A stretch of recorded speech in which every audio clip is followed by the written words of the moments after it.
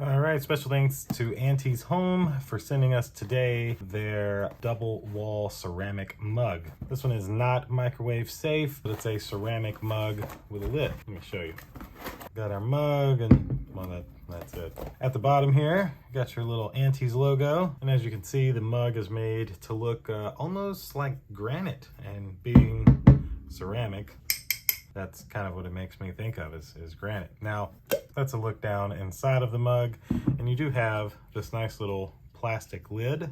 It's got some rubber on the side to keep it in, and you're able to just slide this forward to close the mouthpiece. So once you fill your ceramic mug with coffee, you can just push that right on, drink your coffee, and while you're not drinking your coffee, close this. That way, in case you knock it over, you don't got to worry about spills. So special thanks to Auntie's Home again. This is their ceramic coffee mug. Very, very nice product. That'll do it for this one. Thank you guys for watching. We'll see you in the next one. Deuces.